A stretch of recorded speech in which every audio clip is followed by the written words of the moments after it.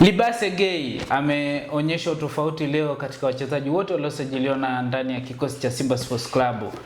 Simba wameshinda kwa ushindi wa goli 2-0, wenzao walishinda 6, ila gari limewaka. Tunakuletea uchambuzi wa kina, ulikuwa ni mchezo wa aina gani na ni kipi hasa kimeonyesha tofauti kutoka mechi iliyopita na ya leo. Simba wanaonekana kama vile wanaendelea kubadilika. Niko na Leopard John, mimi ni Yusufu Mbuma na hii ni The Golden Boot.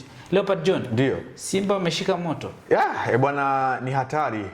Simba imekuja kwa aina tofauti katika sajili ambazo wamekwisha kuzifanya. Kwa maana hii leo katika mchezo ambao tulikuwa tunauzungumza ungekuwa mgumu kwa upande wa Simba, lakini wameweza kupata alama 3 muhimu ambazo zinawasogeza katika msimamo wa ligi kuu kufikisha alama 16. Wanasogea mpaka nafasi ya 4 kwenye msimamo wa ligi kuu ya NBC Premier League. Unaangalia performance ya wachezaji ambao ni wageni kwenye kikosi. Mechi yake ya kwanza Libase Gay, nyota wa zamani wa Tengo hapa nchini Senegal, Msenegali huyu amefanya kitu bora hii leo. Kila mtu ameona ubora wake akiwa kiwanjani. Hakuna mtu ambaye anafahamu mpira akamuona Libase Gay sio mchezaji mzuri. Pengine inaweza kuwa ni mwanzo mzuri kwa upande wake, kwa maana anaanza mechi yake ya kwanza ya kimashindano, mwalimu anamwamini akiwa kwenye ligi kuu ya NBC Premier League, anafunga bao ambalo kwanza linarejesha ile stability ya mchezo kwa timu yake, lakini ikafungua milango kwa timu yake ya Simba kuweza kujiamini na kuchukua mchezo kwa sehemu moja ama nyingine. Unaangalia kwa mchezo wa leo, Libase Gay peke yake amepiga shoot on target moja, amepiga shoot off target moja, lakini amegusa mpira ndani ya box mara 6. Unaangalia sio takwimu ndogo kwa mchezaji ambaye anatokea eneo la pembeni, kwa maana kuna kitu ambacho amekiongeza kwenye timu. Nilikuwa nazungumza hapa na Alusamwa kwamba shida kubwa ya Simba ipo katika maeneo haya mawili. Elia Mpanzo na Kibu Denis Prosper walikuwa hawafanyi majukumu yao kwa asilimia kubwa. Unaangalia mtu kama Kibu Denis Prosper, mwalimu ameamua kumtafutia changamoto nyingine na kumtumia kama mshambuliaji ama force number 9 ambaye anatokea katika eneo la kushambulia. Hapo kwenye force number 9 ukiangalia kwa upande wa Anicet Yaura, Clatous Chota Chama, Abraham Morris pamoja na Libase Gay walikuwa wanafanya rotation kwenye eneo la mbele. Kitu ambacho kilikuwa kinawapa ugumu sana Mashujaa, kwa sababu Mashujaa kama walikuja kama man to man. Tuangalie sasa ile, maana mashabiki wa Simba wanaamini kwamba Elie Mpanzo hana nafasi tena kwa hao wachezaji wawili walioingia, Libase Gay na Anicet Yaura. Maoni yako ni yapi? Of course wameonyesha kiwango bora sana hao wote ambao mwazungumza hii leo. Na hii leo binafsi yangu nilikuwa najaribu kuangalia combinations ya mwalimu ambaye anajaribu kuitengeneza.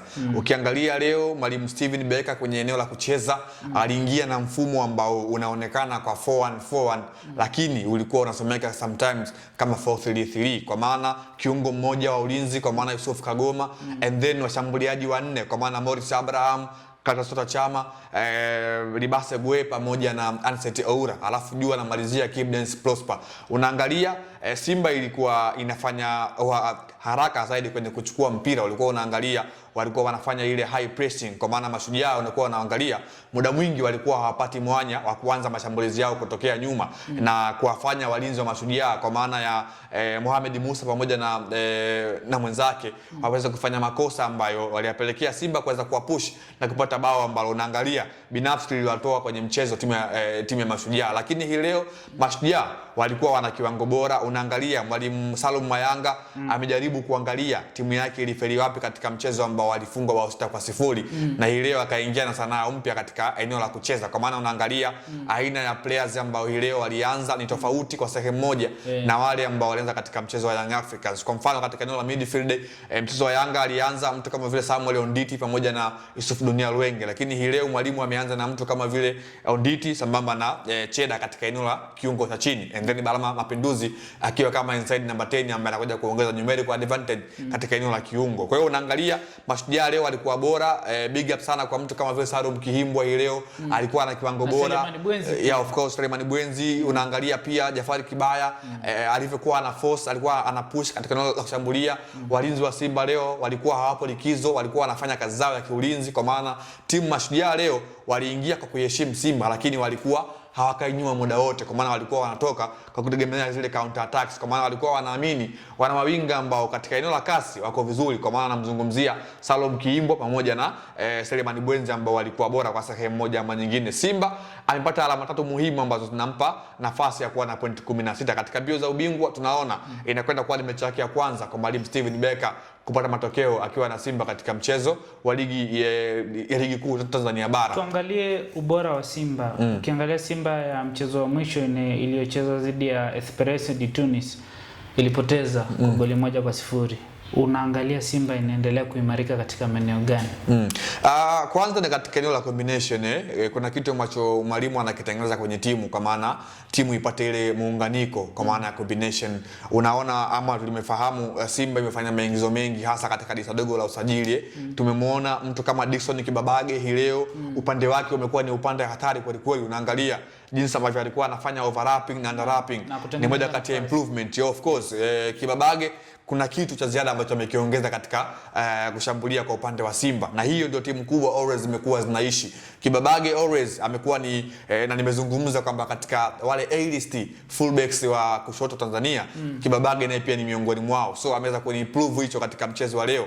Alikuwa na overlapping kwa maana kushambulia, lakini pia alikuwa anafanya underlapping wakati timu ikiwa haina mpira. Unakuja kuangalia pia katika eneo la kiuchezaji, Simba wamekuwa wanapiga pasi nyingi huku wakiwa wanatembea, kwa maana wamekuwa hawakai na mpira dakika nyingi, kwa maana wamekuwa wanafanya transition kwa muda mrefu. Kwa maana safari hii mwalimu Steven Becker ameamini kwamba ana mawinga ambao wana kasi. Ndio maana tumeshuhudia leo kama Anseti Oura alikuwa anafanya mikimbio ya mpira huku anaingia ndani. The same kwa mtu kama Libase Gwe, goli ambalo amelifunga ilikuwa ni skills. Inatoka pass kwa Kibu Denis Prosper, ana receive, anatania ndani and then ana cave, goli ambalo anapa uongozi Simba. Kwa hiyo Simba leo ameweza kuimprove katika eneo la kiuchezaji, kwa sababu mwalimu kwa maana Steven Becker ameestablish kitu kipya kwenye timu na kimeweza kumlipa katika mchezo wa leo na kuibuka na ushindi wa alama 3 muhimu mbele ya Mashujaa FC ambao kwenye historia ama rekodi walikuwa wanahesabiwa kwamba kuipa challenge Simba katika mchezo wa leo.